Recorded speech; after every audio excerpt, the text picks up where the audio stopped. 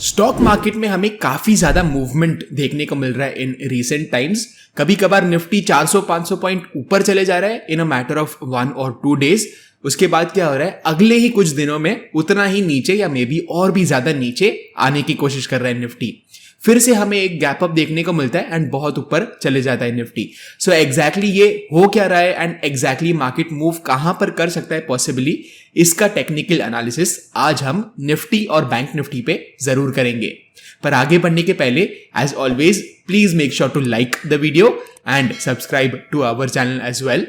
And चलिए very quickly मेरे laptop screen पे चले जाते हैं ताकि हम इन दोनों इंडेक्सेस की टेक्निकल एनालिसिस कर पाए। सो गाइस, ये निफ्टी का डेली चार्ट है एंड हम यहाँ पर daily chart as well as hourly chart पे एनालिसिस करेंगे ताकि डेली चार्ट्स के हेल्प की वजह से हमें कुछ हफ्तों का ट्रैजेक्टरी पता चल जाए एंड आवरली चार्ट्स के एनालिसिस से हमें वीकली पोजीशंस, अगर हम वीकली ऑप्शंस में ट्रेड करते हैं तो हमें उसका भी आइडिया मिल जाएगा। सेम चीज हम बैंक निफ्टी में भी करने वाले हैं। So let's start with the video. यहां पर अगर मैं वेरी सिंपली देखूं, एक पिवट पॉइंट का स्ट्रक्चर मैं आपको बता देता हूं। इस लो से अगर आप देखोगे तो हायर लोज बनते जा रहे हैं, राइट। बट एक चीज डिफरेंट क्या हुई, इस डाउन मूव में ये जो प्रीवियस हायर लो था उसका ब्रेकडाउन हो गया। सो अगर मैं मल्टीपल वीक्स की बात करूं कि बुलिश ट्रेंड अगर इंटैक्ट रहना है तो कैसे मूवमेंट होना चाहिए। सो यहां पर मैंने ब्रश टूल सिलेक्ट किया है एंड यहां पर लेट्स से कि कुछ अगर ऐसा मूवमेंट होता है, यानी वापस से एक हायर लो बनता है एंड एक इसका जो प्रीवियस हाई है उसका ब्रेकआउट हो जाता है, तभी जाके आप बोल सकते हो कि बुलिश स्ट्रक्चर चालू ही रहेगा एंड कुछ प्रॉब्लम नहीं है बुलिश स्ट्रक्चर में। सो मल्टीपल वीक्स की बात तो ये हो गई। बट लेट्स से कि हम डाउन साइड का भी अगर एनालिसिस करते हैं एंड यहां पर अगर सेम चीज लेट्स से डाउन साइड पे होती है, इसको मैं डिलीट कर देता हूं। सेम चीज अगर मैं ब्रश टूल का यूज करके अगर ऐसे कुछ होता है कि 50 EMA यहां पर आपको देखने को मिल रहा है, यहां से लेट्स से मार्केट रेजिस्टेंस लेके नीचे आ जाता है, यानी यहां से लेके लेट्स से वापस से आपको इस लो का भी ब्रेकडाउन देखने का मिल जाता है, तो एक डाउन ट्रेंड जो है वो कंफर्म हो जाएगा। सो एक बात एज अ ट्रेडर काफी अच्छी है हमारे लिए, वो ये है कि आपको एक क्लियर व्यू देखने का मिल रहा है कि अगर यहां पर ये रीसेंट लो जो 30 सितंबर का लो है, अगर वो ब्रेकडाउन होता है तो आपको अच्छा अपॉर्चुनिटी देखने को मिल सकता है। अगर आप जूम आउट करके देखोगे तो यहां पर आपको एक डिसेंट सपोर्ट भी देखने को मिलेगा, राइट। एंड उसी से निफ्टी बाउंस बैक भी करने की कोशिश कर रहा है। सो वेरी क्रिटिकल है ये लो, अगर ब्रेक होता है ये लो, आप डेफिनेटली एक बेरिश स्टैंस का आइडिया रख सकते हो। एंड अगर आप ऑप्शंस में ट्रेड करते हो तो पुट ऑप्शन या कॉल ऑप्शन पे आप फोकस कर सकते हो, यानी पुट ऑप्शन बाइंग पे as well as call option selling पे। ओके, सो अगर मैं 50 EMA की बात करूं, जैसे आपको पता है इसका स्लोप काफी इंपॉर्टेंट होता है, तो अगर ऐसे कुछ सिनेरियो होता है कि जो रीसेंट आपको ब्रेकडाउन देखने को मिला है इस सपोर्ट का, राइट। सो यहां पर आपको देखने को मिल रहा है एक्चुअली निफ्टी काफी अच्छे रेजिस्टेंस पे अभी ट्रेड करता हुआ हमें नजर आ रहा है। सो 17,400 जो है वो काफी क्रिटिकल लेवल होगा निफ्टी के लिए अपसाइड पे। ये चीज क्यों बता रहा हूं मैं, बिकॉज 17,400 का अगर ब्रेकआउट होता है एंड डेली चार्ट्स पे हमें एक क्लोज देखने को मिलता है 17,400 के ऊपर, सो जो 50 EMA है वो भी फ्लैट हो जाएगा एंड पॉसिबली अपवर्ड्स ट्रेंडिंग शुरू हो जाएगा। यानी 17,500 या 600 पे जैसे ही निफ्टी आता है, जो ट्रेंड है 50 EMA का वापस से ऐसा कुछ हो जाएगा जो है अप ट्रेंड का। नंबर 1। नंबर 2, ये जो रेजिस्टेंस बन गया था सपोर्ट के ब्रेकडाउन के बाद, वो भी फिर से आप बोल सकते हो रेजिस्टेंस को टेक आउट कर लेगा निफ्टी। सो अपसाइड पे 17,400 बहुत क्रिटिकल लेवल है डेली चार्ट्स के हिसाब से, अप ट्रेंड की शुरुआत होने के लिए एक मल्टीपल वीक्स के लिए, एंड डाउन ट्रेंड की शुरुआत होने के लिए 16,750 काफी क्रिटिकल लेवल है जो प्रीवियस सपोर्ट भी है एंड यहां पर फ्राइडे के लो का भी बहुत ज्यादा इंपॉर्टेंस है। सो ये तो हो गई डेली चार्ट्स की बात, इसको मैं वेरी क्विकली डिलीट कर देता हूं एंड आवरली चार्ट्स पे चले जाते हैं। तो वीकली व्यू जिसको चाहिए उसका भी हम यहां पर आइडिया ले सकते हैं। आवरली चार्ट्स पे अगर आप देखोगे तो यहां पर क्या है, ऑप्शन के जो प्रीमियम्स है वो काफी अच्छे से काफी जल्दी डीके होते हैं, राइट। सो ये आपका फायदा होता है वीकली ऑप्शंस में। एंड अगर आपको रेंज ब्रेकआउट के बारे में पता है तो ये काफी अच्छा रेंज ब्रेकआउट हमें यहाँ पर देखने को मिला है आवरली चार्ट्स में। बट एक और रेजिस्टेंस आपको देखने को मिल रहा है, इमीडिएट जो रेजिस्टेंस है 17,400 के आसपास ही इनफैक्ट आपको नजर आ रहा है। सो डेली चार्ट्स में भी आपको रेजिस्टेंस देखने को मिला एंड ये जो गैप है उसका भी आपको रेजिस्टेंस देखने को मिल रहा है। सो अगर ये गैप फिल हो जाता है 17,400 वंस अगेन, ये काफी क्रिटिकल लेवल नजर आ रहा है। तो यहां पर मैं इमीडिएटली बुलिश पोजीशंस लेने की नहीं सोचूंगा वंस अगेन, बिकॉज ये जो एरिया है वो पूरा रेजिस्टेंस का ही एरिया है।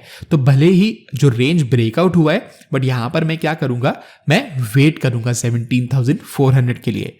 एटलीस्ट अगर मैं शॉर्ट टर्म भी व्यू ले रहा हूं 17,400 के ऊपर एक आवरली कैंडल का क्लोज अगर मुझे देखने को मिल गया, काफी अच्छा हो सकता है मेरे लिए एंड मैं पुट ऑप्शन सेलिंग पे फोकस कर सकता हूं। मैं ऑप्शन बाइंग तो नहीं करता बट मेरा जो ट्रेड प्लान है वो मैं आप सभी के साथ शेयर कर रहा हूं।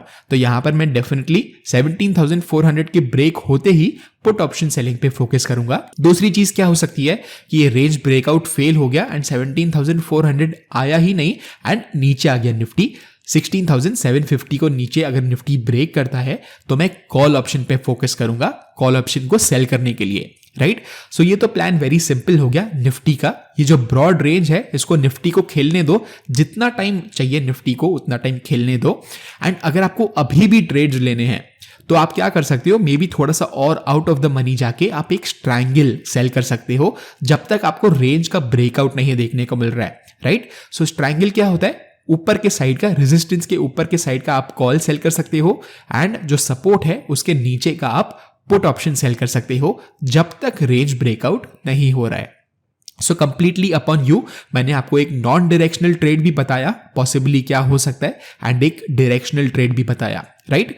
सो ये तो हो गई निफ्टी की बात। अगर आपको लेवल्स के बारे में जानना है आप वीडियो को थोड़ा सा रिवाइंड करके फिर से देख सकते हो लेवल्स, राइट। अभी हम चले जाते हैं बैंक निफ्टी के चार्ट्स पे एंड सिमिलर एनालिसिस हम बैंक निफ्टी पे कर लेते हैं। सो ये बैंक निफ्टी का डेली चार्ट है एंड यहां पर क्लियरली मुझे स्ट्रेंथ देखने को मिल रही है when compared to Nifty.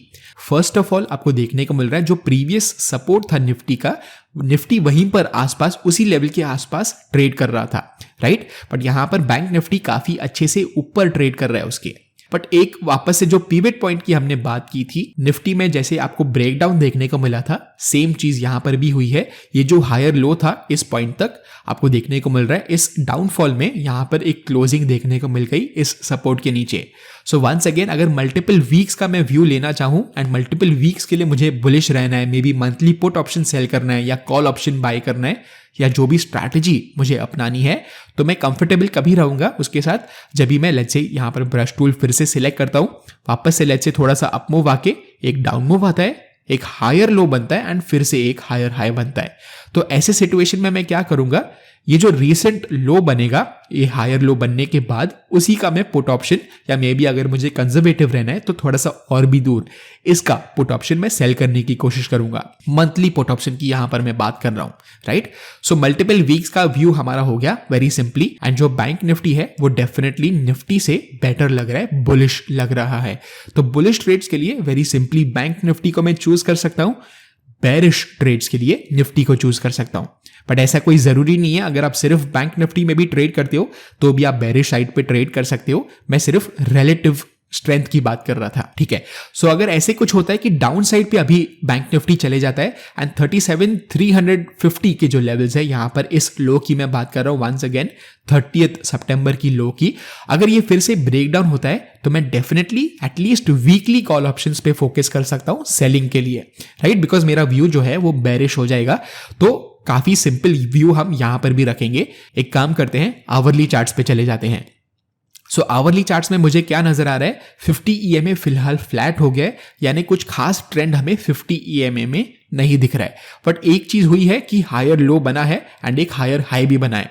But again अगर आप देखोगे अप साइड पे रेजिस्टेंस है गैप का 39,500 के आसपास आपको रेजिस्टेंस देखने को मिल रहा है, एक राउंड नंबर भी है 39,500। 39,500 का ब्रेकआउट जैसे होता है पुट ऑप्शन सेलिंग में वीकली जो ऑप्शंस है उसमें जरूर कर सकता हूं। मंथली ऑप्शंस में अगर आप ट्रेड करते हो तो मैंने आपको ऑलरेडी बता दिया आपको कैसे व्यू बनाना है। एक हायर हाई हायर लो आपको डेली चार्ट पे नजर आना चाहिए, राइट। एंड अगर मैं कॉल ऑप्शन सेलिंग की बात करूं तो इस लो यानी 400 के आसपास का अगर लो ब्रेकडाउन आपको देखने को मिलता है, 1 आवर का जो क्लोजिंग है एटलीस्ट इसके नीचे आपको देखने को मिलता है, हम डेफिनेटली कॉल ऑप्शन सेलिंग पे ज्यादा फोकस रख सकते हैं। तब तक अगर आपको नॉन डायरेक्शनल ट्रेड भी लेना है तो वंस अगेन इस रेजिस्टेंस के ऊपर के साइड का कॉल ऑप्शन एंड इस सपोर्ट के नीचे के साइड का पुट ऑप्शन पे आप फोकस कर सकते हो। एंड आपका बेट पॉसिबली ये हो सकता है, अगर आपका एनालिसिस मैच हो रहा है मेरे साथ, तो आपका बेट ये हो सकता है कि ये जो जब तक रेंज का ब्रेकआउट नहीं हो रहा है, आपका जो कॉल ऑप्शंस है एंड पुट ऑप्शंस है सपोर्ट के नीचे एंड रेजिस्टेंस के ऊपर, वो दोनों out of the money expire होंगे।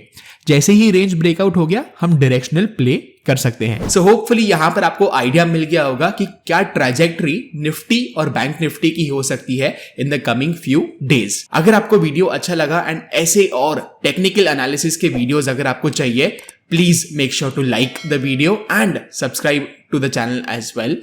एंड मैं आपको मिलता हूं अगले वीडियो में। Bye bye.